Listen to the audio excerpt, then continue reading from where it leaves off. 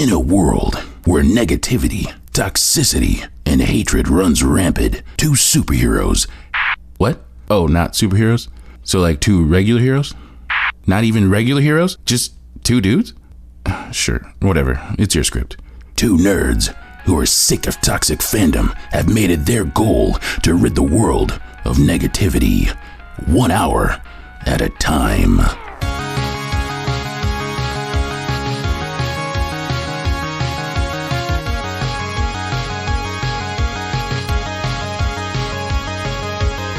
Welcome back to another episode and the very first episode of Pop-timistic in 2022. Ever.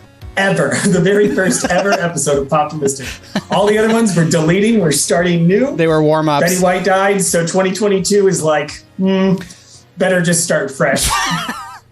Hi, Brent. Welcome. I'm your host, Brent. The host with the most attention deficit disorder. And with me, as always, I have my beautiful, sweet little Anthony. I now have less attention deficit hyperactivity disorder. Thank you. See, I even forgot the hyperactive. Whatever. I don't know if that was actually the correct acronym. I started taking meds for that, and now I have less of it. It's nice. Yeah, isn't it great? Yeah, I can look at things for a while. It's cool. My attention is not shattered completely by everything that shines. It's funny because I specifically, I've been telling you about this, but I've started picking up painting D&D figures, and there's a very specific point where I picked up a bunch of figures, and Emerald and I sat down and painted for a bit. But I only got through like a quarter of a figure one day, and then I kind of worked a little bit the next day, and then I kind of gave it up for a bit, and then I finished my first squid. Yeah. And then 2 weeks or 3 weeks later, I started ADHD meds, and I sat down and I finished that first figure. That night, I finished that first figure, and I was like, "Hey guys, look at this!" And the next night, I finished another. It's it was just day and night between. Yeah. It was just weird that hobby very specifically was the one to show that I can sit down and do something. Oh, yeah. Well, it's funny, too, because, as a lot of people like to say, ADHD is a superpower. And when you're not properly medicated for it, it does not feel like a superpower. No. It feels like nothing but kryptonite nonstop. Yes. You're just... nothing. You how many things in your life did you start and not finish? Oh, that's the easiest thing is starting and working on something. The hardest thing for me is finishing. And that was a huge problem for me actually at several of my jobs, because I was an assistant editor and I was a lead assistant editor. So I was supposed to be in charge of quality control and wrapping up projects and archiving them, which is the epitome of wrapping something up. And it was so hard for me. And I always dropped the ball on quality control because I had a really tough time actually doing the job. It's hard to be the closer when you're not medicated properly. It's hard to do anything when you're not medicated properly. It's true. But now I'm noticing a massive difference. So I'm not taking a stimulant, just for the audience. I mean, we've already talked about this, but I'm not taking a stimulant. Yeah. You are. What are you taking? You're Vyvanse? I am. I am on Adderall. That's right. Okay.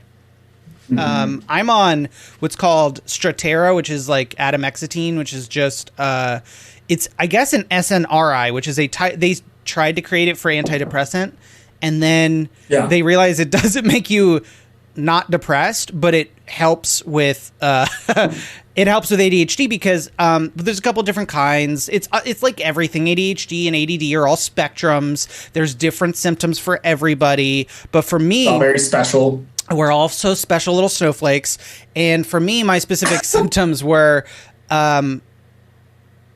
not being able to wrap things up was kind of my thing. I would, and also memory issues, walking into a room and forgetting what I was doing there, losing my keys, losing my wallet, all the stuff that's memory issues. I actually have a really tough time turning short-term memory into long-term memory too. Long-term. So I talked to my doctor about that, and I've already recreationally tried Adderall, Vyvanse and whatnot, and I don't like the way they made me feel at all. Yeah. So I was like, I would really like to stay away from the stimulants, and I found this other thing. I'd done some research. I was like, I found Strattera, which is a neuroepinephrine reuptake inhibitor. So what that does is, if you don't have enough like norepinephrine or basically energy chemical running through your body at all times, you like start something and it releases, but then it immediately goes away. So that was my issue, is like motivation and energy to be able to pull through on things. So now I have a much more consistent energy level looking at a task, doing something. Emerald is like, wow, you don't do that mad dash before we leave. Like every single time when I was leaving the house, I would like be like, sunglasses, where's my wallet? Do I need keys? Where are my keys? Like, and so I'd do this like 15-minute journey where she'd be sitting out in the car waiting for me, and I'd forget something like my mask or something. And dude, I totally get that. So I feel that in my core, because it's like not even just stuff like that. It's like one of the things that I've realized about my like depression and stuff recently is that like clean rooms and stuff help a lot. Oh yeah. And it's funny because when I was younger, I didn't care about that stuff. And it was just like, whatever. Oh, I lived in pigsties. Yeah. Yeah. And now I'm noticing a vacuum behind you too. Yeah. I like, so legit, my office, not even like a week ago, was a total disaster. And then my room, total disaster. Yeah. And it's just because I've been, depressed. And so like my wife's been like cleaning and stuff, there's like the house is always like clean, but I have not been contributing to that. Right. Which is awful. Hey, everyone, if you're married, don't be an asshole. Clean your goddamn house, you pig. But anyways. At least pick up after yourself. At least put things back where they belong. But it's funny because with my ADHD, not even just like losing stuff, but while I'm in the process of doing something like cleaning, it took me like a couple days to get this to where I needed it, because I would go take some trash out to another spot and see something else that needs to be cleaned, and then I'd start cleaning that. And it's oh my God. It's the worst, because it's like, I want to make all of this stuff clean now, but I need to focus on just the one piece. And I'm still struggling with that part. I think I know you and I have discussed this a little bit. My doctor and I are trying to figure out the correct medication combination for me. And I'm starting to think Adderall's not the solution. I'm wondering if you should look at this other one. I think I'm going to. I'm going to bring it up to you. Part of my issue was also like, I had a list to clean, and then I'd like put the list down, forget the list. I'd start like vacuuming, or I'd start like, sweeping, and then I'd see something else and I'd start cleaning the sink, and then I would like put the dish, and then it would like, and I have a trail of like clean things that like don't add up to a whole. Right. And I was always, and in my jobs, I was like that too, where I would pick something up and I wouldn't finish it. And then I'd have this trail of things that I started and never finished. And it's, and they call me, I always like tried to make it my superpower. Like, I'm juggling. I'm a multitasker. I'm so good at so many things, and then I never finish them. I'm not actually good at them. Yeah, dude, that's, oh my gosh, that you just rung a bell in my heart, because that's like the exact same thing for me. Yeah. Wow. So apparently in today's episode 2022, this has now formed into Brent and Anthony therapy new beginnings. 2022. Be medicated. It is very on point for what we want to discuss, because today we're going to dive into the things we're looking forward to in 2022. I know we kind of brushed past part of what's bringing you joy, but I do still want to hit real quick. What other things are bringing you joy? I specifically, I don't think you did. You didn't mention it, but I went to see SpiderMan again last night. I have not seen it yet. Okay. I was really hoping, but it's okay. Well, so full disclosure, I've got my shot, I think this week. So Zach and I were going to go this weekend, or was it next weekend? We were going to go. Either way, we were going to go, and now we got 7 inches of snow. So I don't know if that's going to happen at all, man. But I will see it soon. And while we're talking about it, the only reason I'm going to go see it is because I won a gift card from a delightful little podcast that I want to give a shout out to. So the Story Shack Pod is a podcast that my buddy Jake from high school, we used to be good friends back in the day, and we've always stayed in contact. Him and his friend Zach do the Story Shack with Jake and Zach. Maybe I might have that backwards, but either way, it's a great title and I love it. And they talk about movies. And they do like deep dive kind of stuff. They did one about Dumb and Dumber that was like way deeper than I thought possible. I think I told you about that one. You did, yeah. They did Elf, which was a great episode. It's funny because it's like, I want to be a deeply intellectual person when it comes to movies and like figuring out, you know, like, oh, this is a plot point and this is a device that they're using to do this and this. And it's like, wow, I don't pick up on that stuff though. Because I'm very much just like, I like entertainment. And if I pick something apart too much, I'm not going to like it, you know? Yeah. And so listening to their podcast is fun because they get deep and analytical into things that I would have never thought about. And it's like, oh, it's just a fun, different perspective. I love it. That's great. That actually sounds pretty much up my alley because I'm very much the other side of that coin. Because I went to film school and they taught me about all that dumb shit to analyze. And that's why I love talking with you about movies. Gosh, I can't wait to talk to you about Spider-Man because so I just have to say viewing experience really matters. Yeah, IMAX was pretty.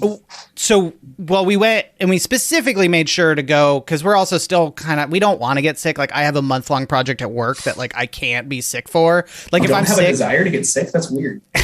If I get COVID, I still have to like work because there's nobody else who has this footage to like work on this. But anyways, so I am a little wary about going out. But we went to see. Emma was like, if there's one thing that we will risk it for, it's seeing Spider-Man properly. So we like went and made sure that there weren't a lot of people in the theater, and then we went to and got the best seats in the IMAX house. Nice. And, yeah, man, viewing like experience matters. Like, I noticed very small things that like were just beautiful little touches that I just had. I missed entire lines of dialogue in the first viewing experience that was bad, with people talking next to me and phones going off and whatever. So it was just dude.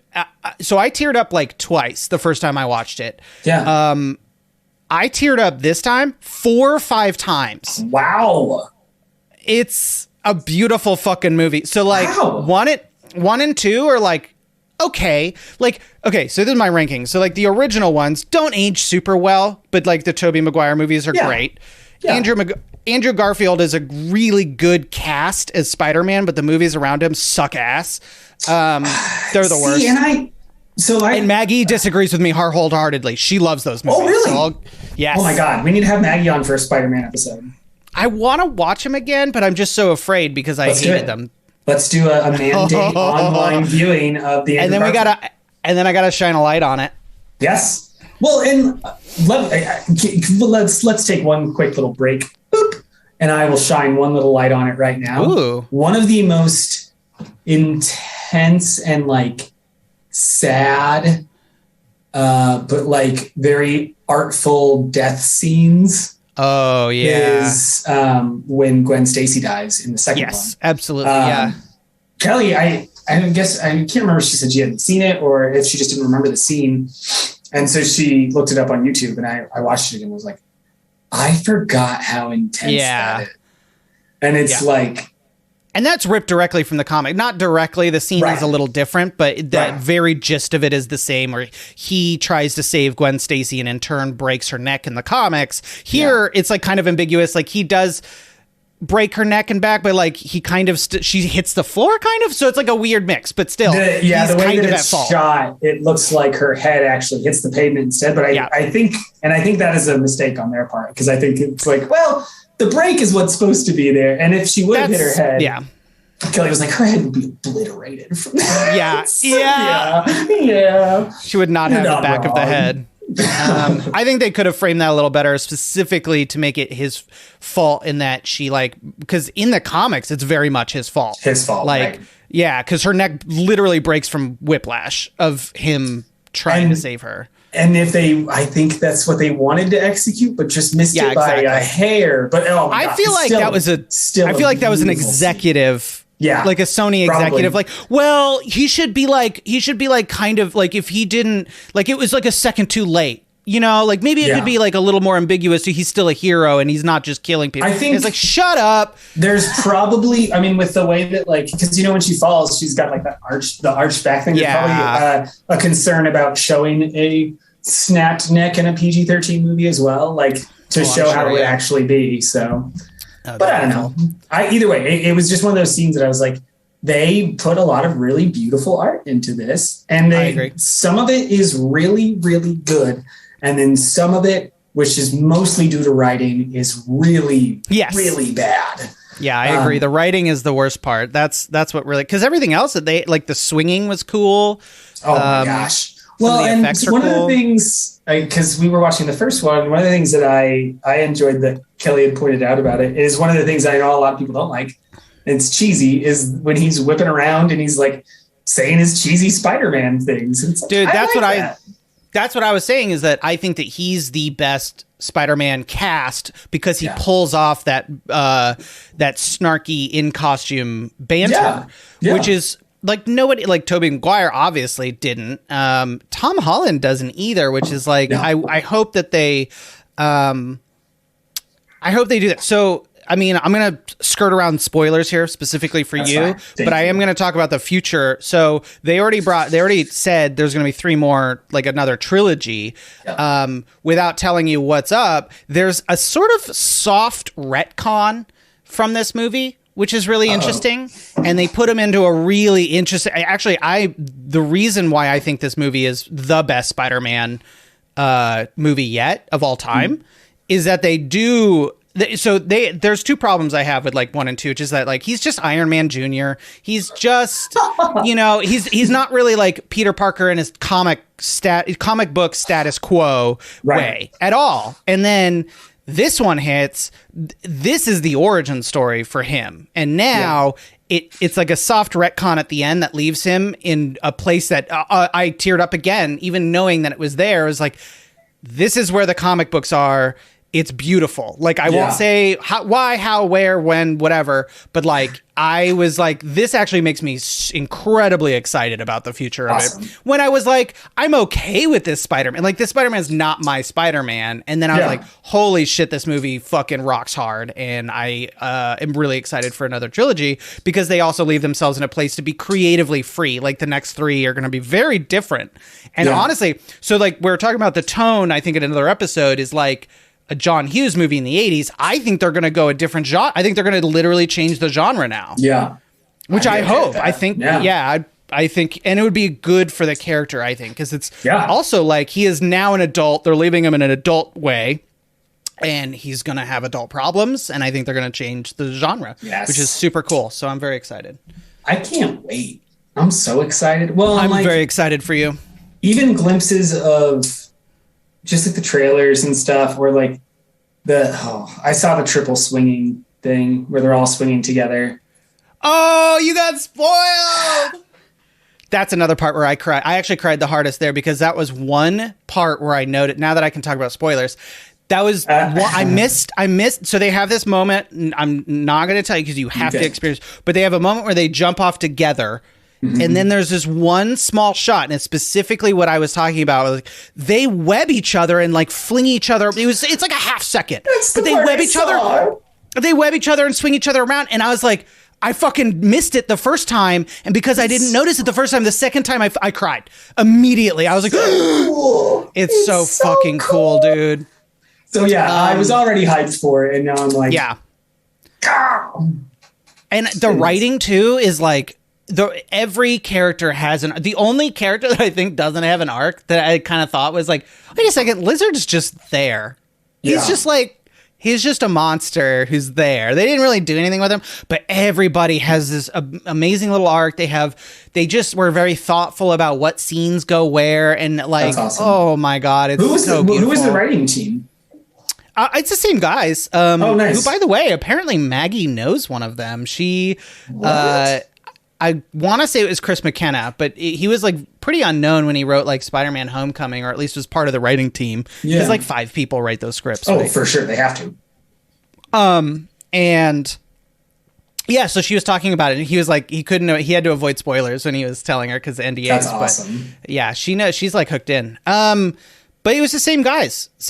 And I was really surprised because they really took it to another level. Like, this doesn't feel like the same writing team. That's so much fun, though. I love that. I love seeing like the evolution of a writing team, something that they know they've gotten comfortable in their writing style, but now they're also like, let's push it to a new space, and let's, increase the story by increasing our own skills. I love that kind of stuff. Like I love seeing things progress with a team. And like, that's when we were talking about Matrix. That's one of the things that I love about the Matrix is there's this progression of watching those first three and being like, oh, these are who these people are.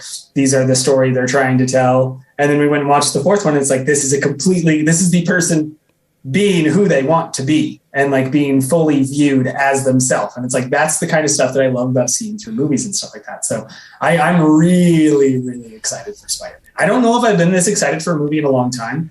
Yeah. I just wish it wouldn't have happened at a time that COVID existed and I'm on like an immunosuppressant. And it's like, but a lot of things came together. And it is, I was kind of wondering, I was like, did Omicron like literally spread like because of Spider-Man? Like, did it have? It probably had a significant like percentage of cases were because people went out and saw it in the theater. Box offices are good, and deaths are too, unfortunately. They got their money, man. They got like $1 billion, like easily. God, at what? Is there anything else that's bringing you joy? Painting figures, Spider-Man, good. ADHD meds. It's fine. Emerald. There you go. Emerald loves the snow. She goes batshit crazy. Like I grew up in Colorado, so like none of this is really new. I'm like, yeah, whatever, it's fine.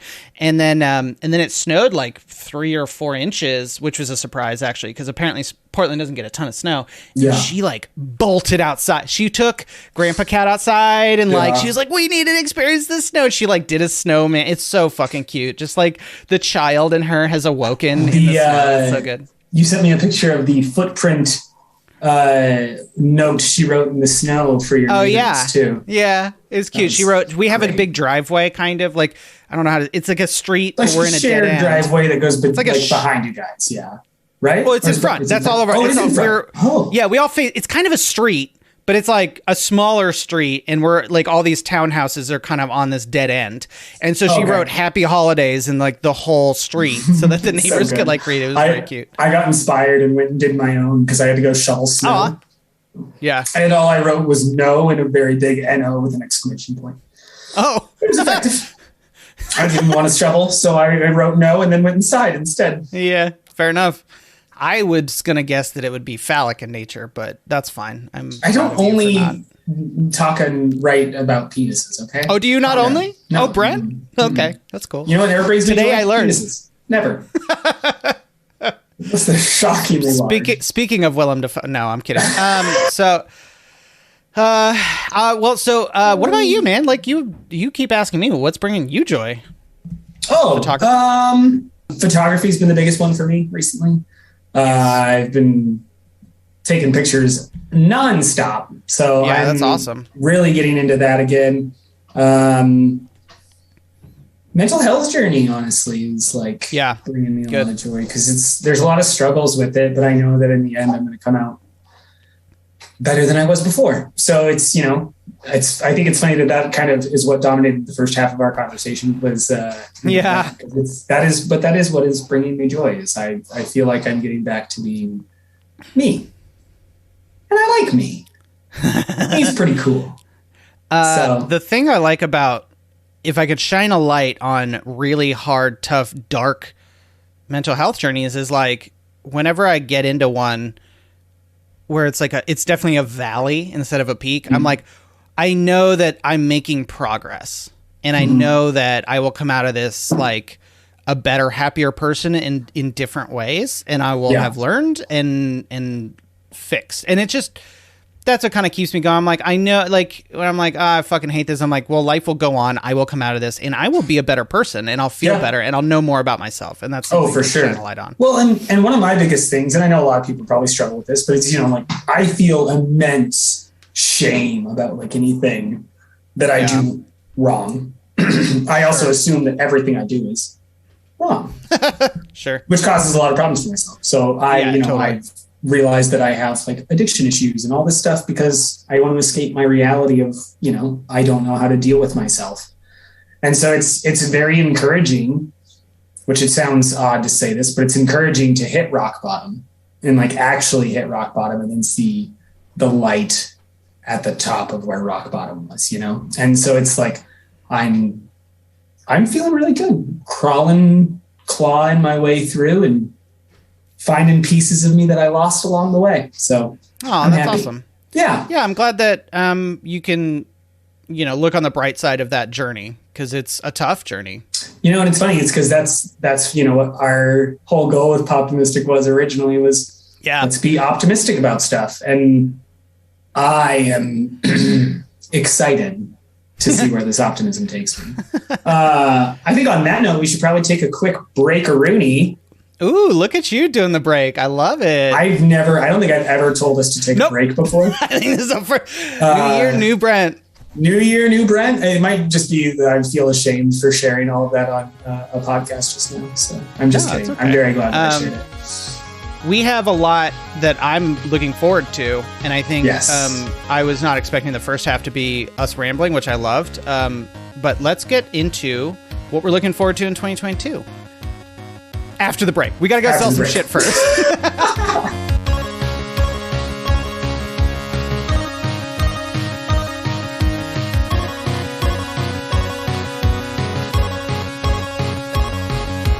Are you tired of working? Yeah, dude. Are you ready to retire but can't afford it? Yeah. Since I was 22. Get COVID. That's right. Go out, get COVID, take a couple weeks off, get on an intubator. Hope you don't die, and then come back feeling better than ever. Did you lose me? My AirPods, these fucking shits just drop out and then I have to disconnect and then reconnect them. That's such all right. It wasn't a good ad anyways. An ad about I don't care what it was. I'm gonna keep all of this in the edit. Let me plug these in. See if that helps. I don't know if that's gonna help. No worries. But okay. I've got a second ad ready to go. So. Oh yay! Cool. Yeah. Do you need reliable headphones? Something that doesn't disconnect when you're in the middle of a podcast? Well, don't buy AirPods. Yeah. Well. Hashtag Anthony's AirPods stuff. I'm just kidding. Trending now on Twitter. Trending. Ooh. We've never trended anywhere. We've never trended. Except for in the Cougars' homes, as we know. Oh, yeah, that's true. Man, where'd they go? I miss them. I miss our Cougars. I miss them. Come back. Did you know that actually that won't work? Did you know people that use oxygen have a 80-year long lifespan on average? Oh, no, I didn't. Yeah. Okay. So technically, if you get oxygen, you can live for 80 years. It has a 0% survival rate. But the thing is, if you don't use oxygen, you have a 0-year lifespan. So what we really recommend here at Pop-timistic is breathing. Shallow breaths like this. Yeah. Okay. That'll get you really high, actually. Do you like being lightheaded? Quickly. I sure do. But get your oxygen now before the water wars, because then it'll be the oxygen wars. Water wars? Is that kind of like the movie Waterworld? I was thinking Mad Max, but I guess, yeah, you're actually right. Ooh. There's too much. I like that Waterworld, by the way. Mad Max is there's zero water, and Waterworld is there's a problem. There's too much water. We got all the water. We don't want it no more. Give us our land back. I'm so hungry for food and not water. Nestle Oxygen. It's 1/3 of H2O, so Nestle will take it away from us and then capitalize on it. Hashtag fuck Nestle. Sponsored by Nestle. Yeah, right. I wouldn't accept sponsorship from Nestle if they. Well, no, I wouldn't. They are a morally reprehensible company.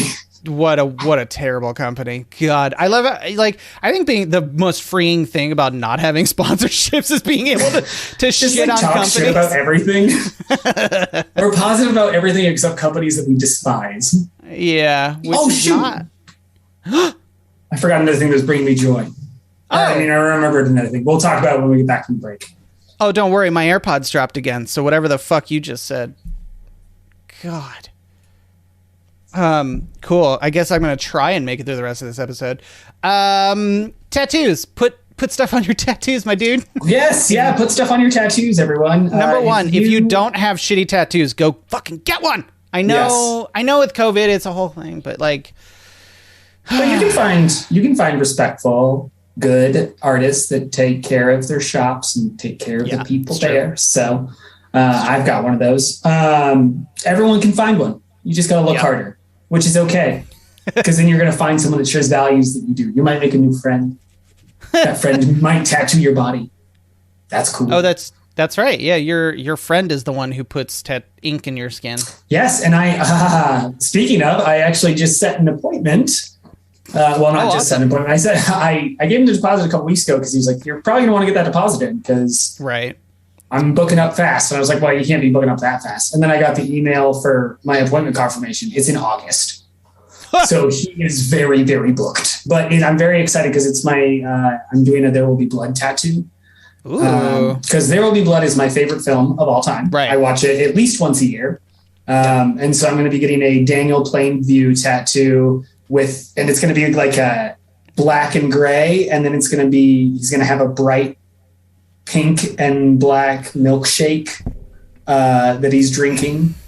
And then there's going to be like some bloody bowling pins in the back and a little bloody rosary from the priest guy that beats up. But it's one of my all-time favorite performances, and I'm very excited. And after I get it, I plan to take care of it with Lucky 13's Tattoo Bomb. That's right, folks. Lucky 13's Tattoo Bomb. My brain just turned off. Did you see it happen?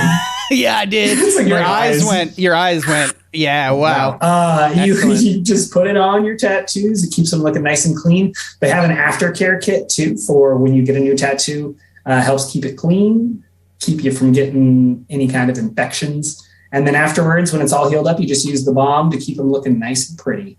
I'm still using this stuff, still loving it. I haven't run out of this container yet. What's our code? Pop-timistic. I believe it's Pop-timistic. Yeah, it's Pop-timistic. One word. Yep. No underscore. That's our Instagram. 25% off, which is off every order for good as long as forever, as far as we know. Yeah. So there you go. Lucky 13's Tattoo Bomb. Code Pop-timistic. You can't hear me, can you? I can. Oh, okay, it just keeps fucking happening. I'm gonna die. This is how I die.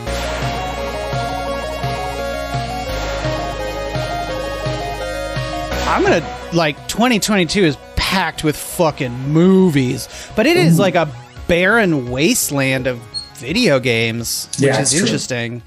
I googled 2022 upcoming PS5 games very specifically. There's Horizon Forbidden West. And maybe Dying Light 2. Everything else, I'm like, whatever. Oh, although something that I guess I was interested in was with you is Rainbow Six Extraction, the one that's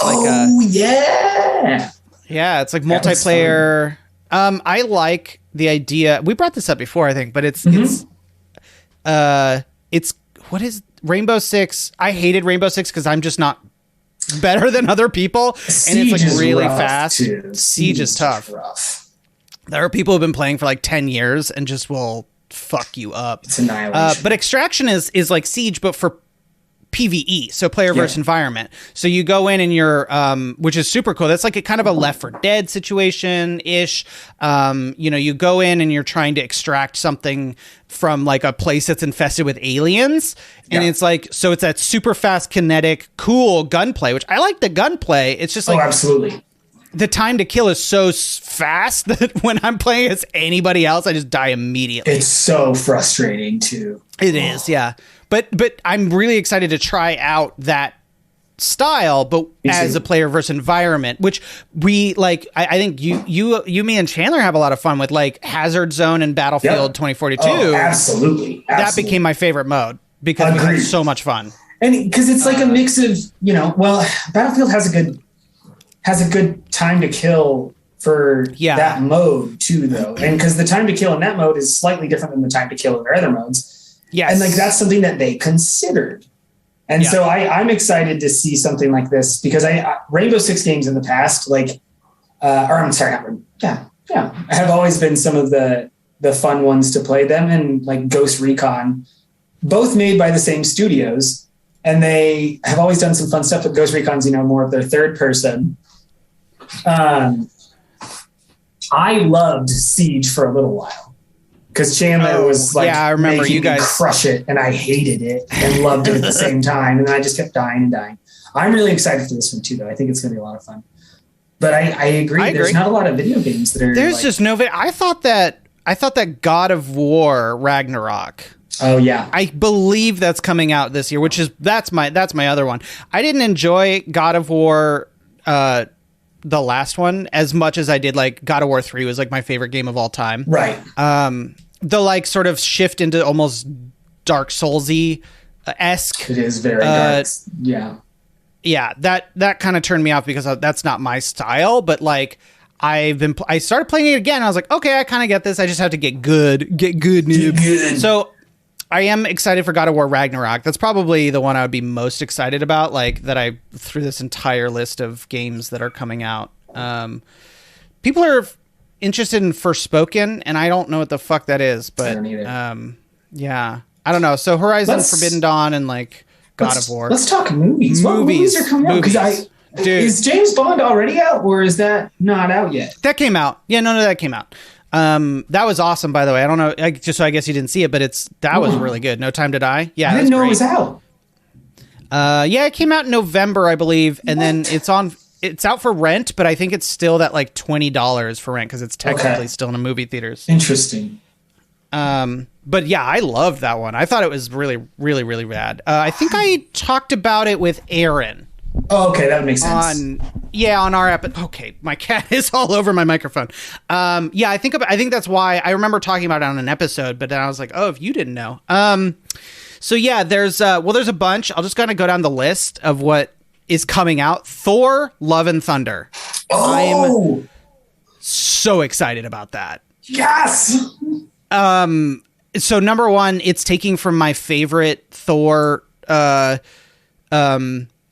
comic book story, which was I think his name is Gore the God Killer. And that I don't know if they'll do the same format, but the comic book was awesome because it was young Thor, current age Thor, and old King Thor. Yeah.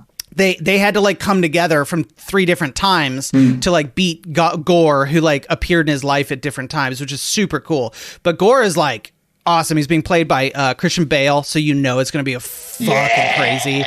And Natalie Portman's going to be like Lady Thor at some point. Ooh. Like this movie is going to be fucking buck wild. And also rumors are that like I just saw a rumor that a lot of main characters are going to die. So I think it's going to be buck wild. Is this going to go from where we saw at the end of Endgame where he is with Star-Lord then? I think that Guardian. Oh yeah, fuck. Which one comes out first? I guess Thor: Love and Thunder. So he's supposed to be with the Guardians. Yeah. Okay. Weird.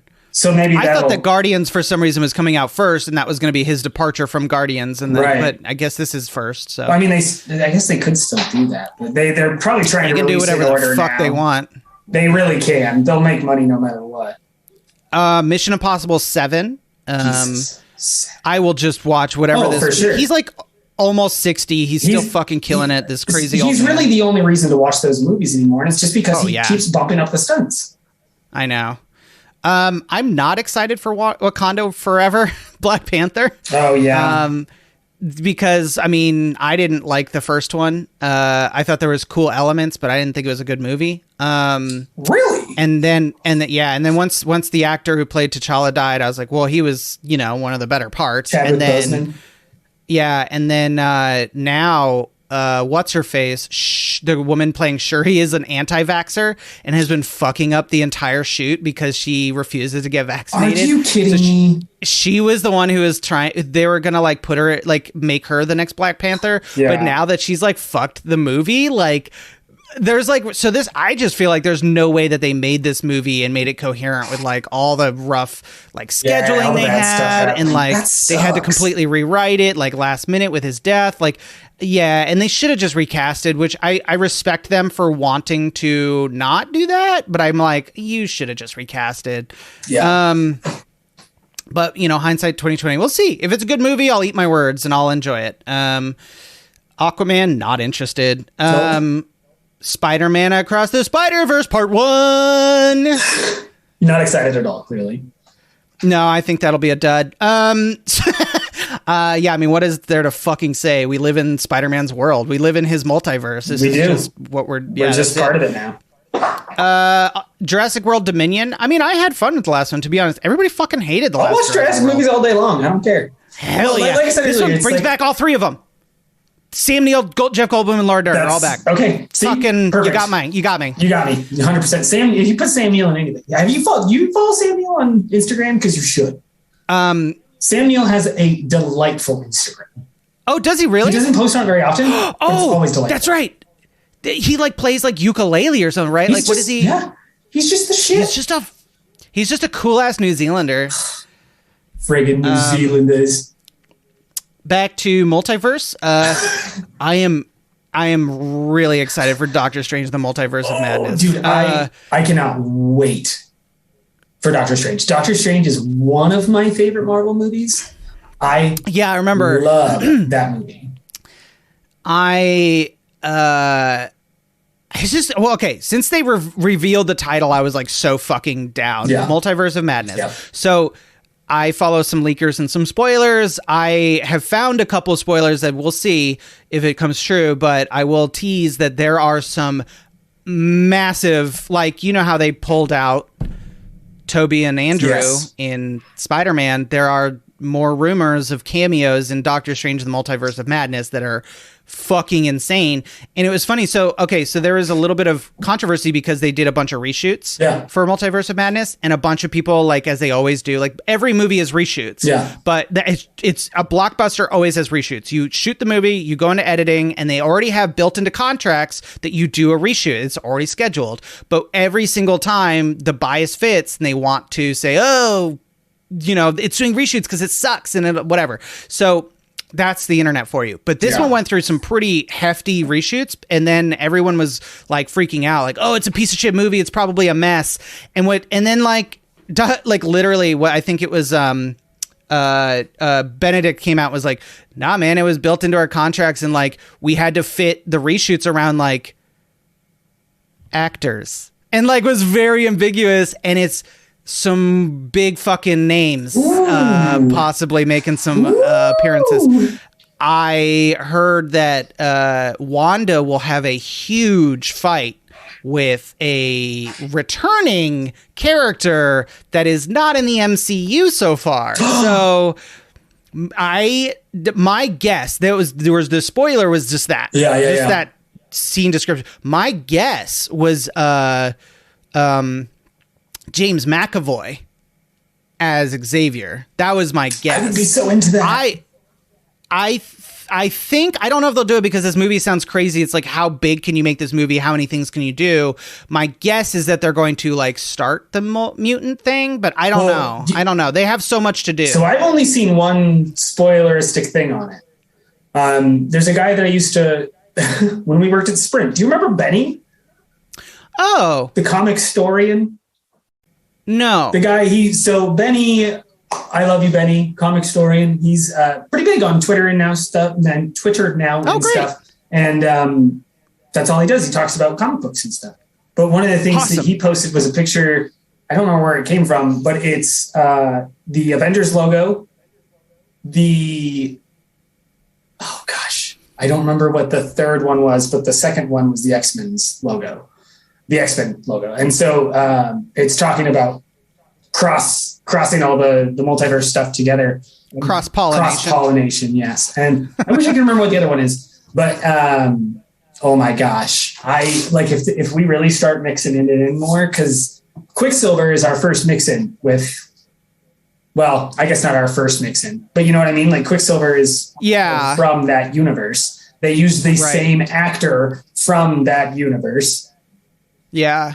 Like, clearly, they're ready to start doing a tie-in. Oh, my gosh. Which, by the way, that was enraging because it was like a huge thing, like a huge reveal.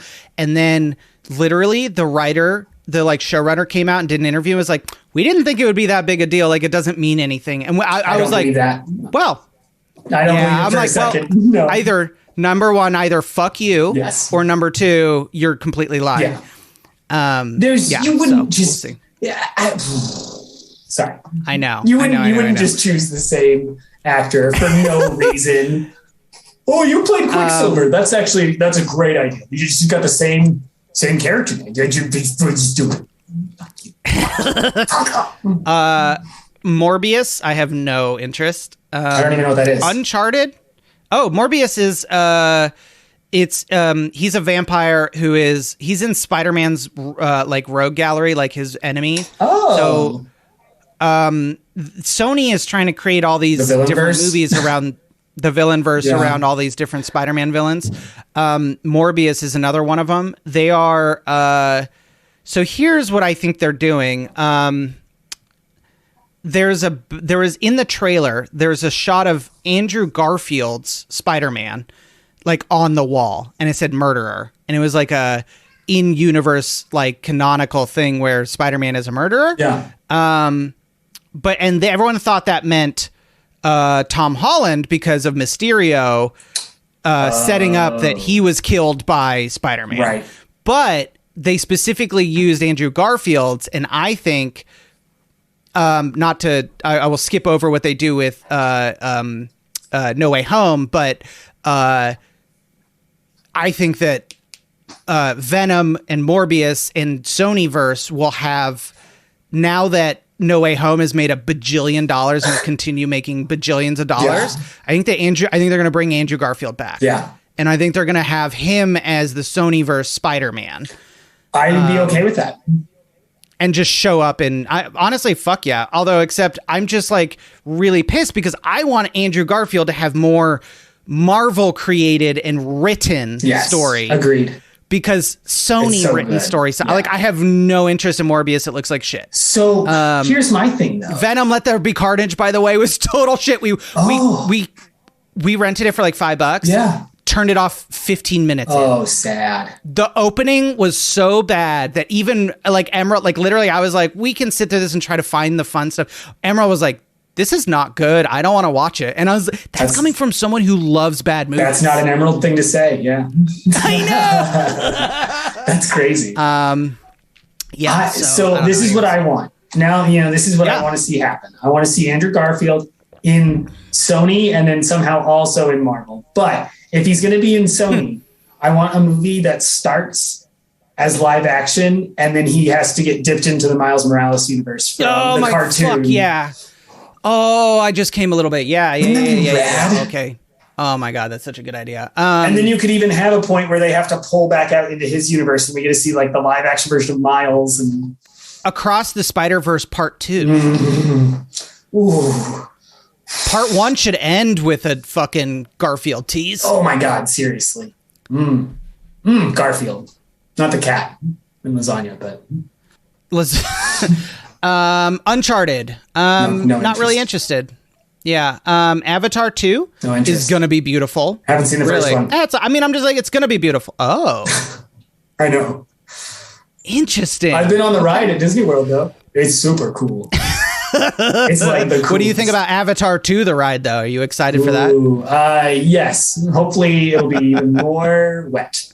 Yeah, well, they're going underwater for this one. So excellent. Lightyear, I'm actually interested. Pixar, I don't know. I think it's just a really interesting idea. I think it could be fun. Yeah. Yeah. I'm really excited for the Batman. That comes out. I am also very excited for that. The DCEU sucks, but what I'm really excited about is this is not in the DCEU. It's very much like like Joker, right? Where it's its own thing. Yep. Which Joker was phenomenal because it was its own thing. Yes, I forgot the writer-director in this did the Planet of the Apes trilogy, which I fucking loved. Oh, yeah, I thought too. that was Yeah, and he's done some other work that's really, really, really good. Drew, I want to say, what's his name? Anyways, I'm really excited. Batman looks fucking rad. I just saw the new trailer in the IMAX theater, and I was like, this looks beautiful. Nice. So cool. Nice. Let's see. Bullet Train. Oh, that is The Flash. No, thank you. I just don't care. But here's the thing. It's its own multiverse. They're going to erase and create the old timeline, Zack Snyder, and create a new timeline where Michael Keaton is the Batman, and he's going to show up in like no way. He's going to be like the Sam Jackson of the Marvel universe. Oh, rad! It's cool. That sounds cool. Yeah, it's cool. I'm into that. Yeah, we'll see how that turns out. Yeah. Okay, Halloween Ends. That's interesting because I love that they had already planned out a trilogy. Yeah. And while the second one was like not great, I had a lot of fun with it, and I think that they're doing it differently, and I'm excited to see how they end this. Your cat is all over the place. I love it. Yeah, he slinks around. He's my little slinky. The Secrets of Dumbledore. Don't give a flying fuck. I will watch that.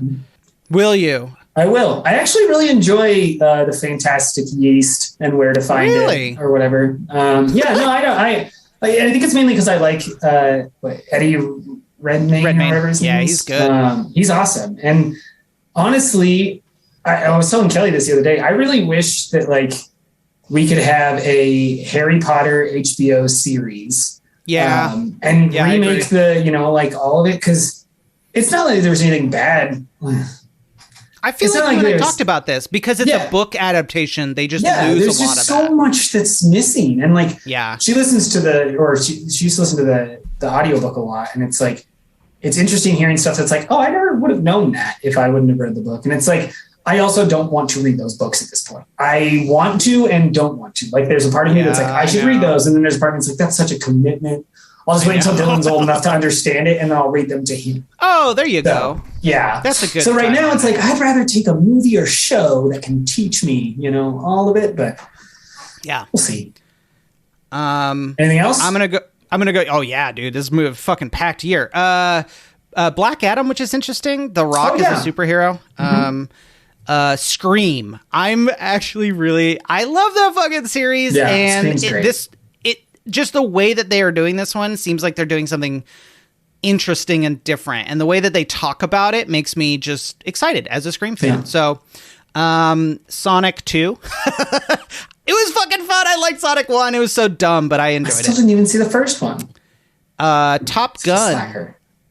I'm actually excited for Top Gun. I'm so excited. It's stupid. I can't. Top Gun is my dad's favorite. The original Top Gun is my dad's favorite movie. And like, I remember seeing it multiple times as a kid. And then Kelly and I went to California a couple years ago, and we were at the pier where like some of the stuff was shot. Then seeing the trailers, seeing Tom Cruise flying a fucking jet is rad. Like, I know. I don't like Tom Cruise that much. We all know this. I think most people kind of feel this way. Yeah, he's not a good person. No. But my dear sweet Jesus, he is so good at committing to movies. And like, he's like, no, I'm flying that jet. I like listening to people talk about experiences with him and stuff. Like when you watch interviews, I don't remember who it was they were talking about how they had a conversation with him about one of the stunts that he did. And one of it's the one where he runs down that building because he wanted to do that. And so he was like, well, how'd you get that done? He's like, well, I asked the safety guy. I told him, I was like, this is what I want to do. And then the safety guy was like, no, you're not going to do that. And he's like, well, so then how'd you get to do it? He's like, well, I fired him. I got a new safety guy. It's like, wait, what? And it's all because he wants to get a cool shot. Yeah. He is, exactly. He's trained and he also doesn't do anything fucking stupid. If he can't do it, because he's the producer. Yeah. So he's the one on the hook for making the movie. That's why when he broke his ankle, he ran through the shot. He even said that in an interview. He was like, yeah, I broke my ankle, knew exactly what happened. And I thought, well, we can't get this location again. We can't get this shot again. I have to continue. And he literally got up and ran on a broken ankle. I can't. And you can see it. You can see it break. Yeah, you can see it. It's awful. The man is quite an entertainer. Okay. Minions. Don't give a shit. Death on the Nile? I don't know. I like that they're still making smaller movies like whodunits and stuff, like I will root for any movie that's a smaller, does something different, like a murder mystery. Great. Probably won't watch it. The first one was super boring. Moonfall. The only thing I can say about this is I actually know one of the guys in it, and I'm really glad that he's getting huge parts now. Nice. Moonfall. Oh, shit, what's that director's name who did Independence Day? Roland Emmerich. He's the one doing Moonfall. It's completely indie now, which is hilarious. It's an indie darling about the moon falling down to Earth. Oh yeah, sounds like a classic indies. Oh, Bob's Burger movie. Nice. Holy shit. I'll take it. Fuck John H. Benjamin or H.J. whatever his name is. John H. I'm trying to save the best for last, the one I'm most excited for, I think. Well, you should just tell me what that's it. Because that's it. That's all the movies. Well, Downton Abbey. Downton Abbey, man. Look at this. A new Downton Abbey movie. I've never seen an episode. Okay, my most thing I'm looking forward to in 2022, Jackass Forever. Oh. I got a little... Dude, it's so fucking stupid. I got a little misty-eyed in the trailer. Like, dude, I used to watch Jackass all the time. I didn't know there was a trailer for it. I need to watch the trailer. You got to watch the trailer for it. It's like, the trailer's so cute and like heartfelt while they're doing stupid fucking pranks and jokes. Like, I love it. It really feels like it's a love letter to fans, to a new generation, to their careers, and to like, this is the last hurrah. Like, it's just, they're all old as feels, shit now. They're all so fucking old. They're like mid-50s. We're such assholes. Those old sons of bitches. But yeah, dude, I'm so excited. I'm really sad that, Bam has fallen down just an absolute pit of despair and is a complete wreck of a human being. He wasn't a good person to start with, but it's just sad to see that there's no redemption there yet for him. Whereas like Steve-O has had an amazing story. I know. It's so beautiful. Did you see his episode of Hot Ones? Do you watch Hot Ones at all? I do love Hot Ones, but I don't know if I saw that one. Did he go fucking good. Nuts? It's very, very good. Good. There's something about watching those guys in interviews and stuff too. It's just like they seem like such swell dudes, even though they're such shitheads to each other. Well, that's the point, awesome. Right? Like, you only treat these people like this because they know you care and like it's a brotherly thing. So it's just really sweet to see that. And that's what this feels like. And they even bring in like new young people to like almost feel like passing the torch, or I don't know. It's just a love letter. So I'm just really excited for that. And specifically Emerald is also because she like, that was like the first ridiculous thing. She didn't really grow up with TV. And then she found Jackass and was like, based her personality on that in some ways.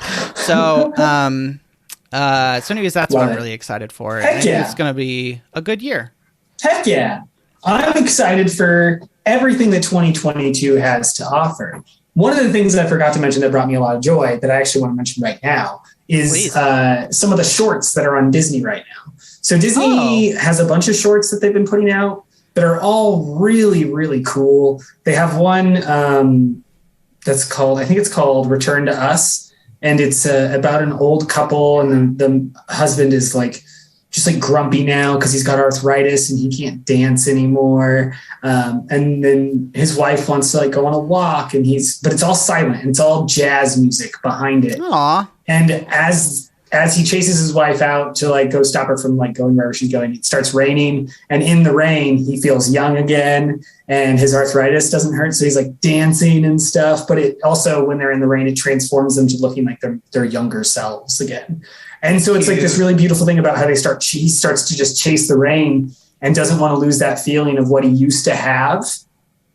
And then at the end of it, you see his wife who stopped running, chasing the rain, and is sitting at the bench sad because all he wants is what was in the past and not what's with him now. And it was so beautiful. No words. Wow. No words at all.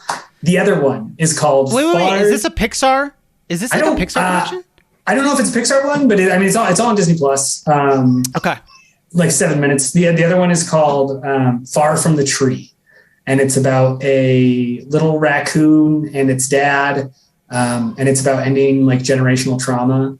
And it's once again silent, but it's some of the best 7 minutes I've seen. It seems like really hefty phenomenal story material. Well, I'm like, wow. very close to the end, they do a fade to black that you think is the end, but it's not.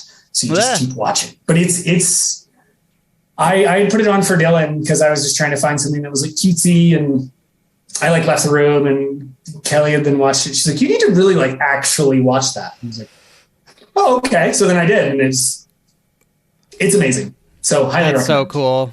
Okay. Wow. Yeah. And that sounds like those Pixar shorts that are like really like they have another one heartfelt about autism. And it's all amazing. It's incredible stuff. I wish they would do, well, I shouldn't say I wish they would do more of it, because it seems like that's what they are doing. Have you seen Encanto yet? No. You should watch Encanto. I'm kind of saving. Here's the thing. We know we're going to have a kid like in a few years. So I'm like not watching any kids films. Don't save Encanto. Save all the other ones. That's fine. Watch Encanto. Wow. Okay. It's a lot about families and also about finding yourself. And it's all like, it's so good. That's awesome. It's full of lessons. Maybe I just never caught on the lessons before, but they're there.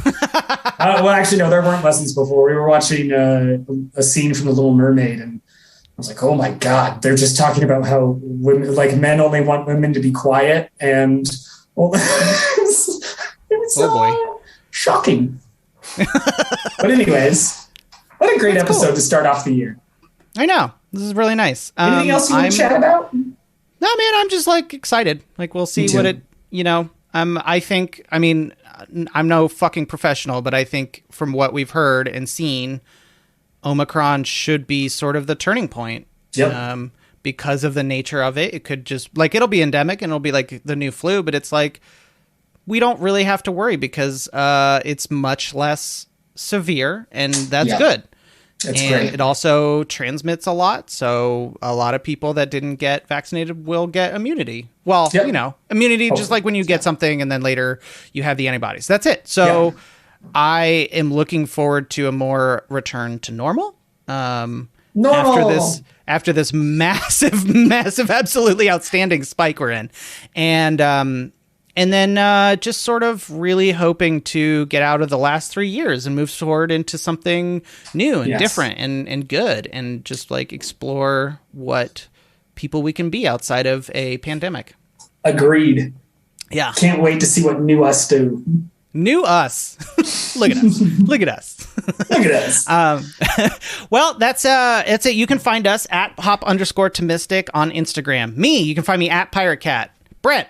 You can find at tattooed_. Well, actually, no. Go to follow me at Pop-timistic Media. That's where my photography is. That's where all my art stuff is going to go. So that's just at Pop-timistic Media and Instagram. That's where all the fun stuff's happening. So do it. Pop-timistic on Lucky 13 Tattoo if you want your tattoos to shine. If you don't have a tattoo, fuck it. Go get one. It's fine. It's great. We love tattoos. You do need one. And with that, we bid you adieu. Love you. Thank you. Good night and goodbye. Goodbye.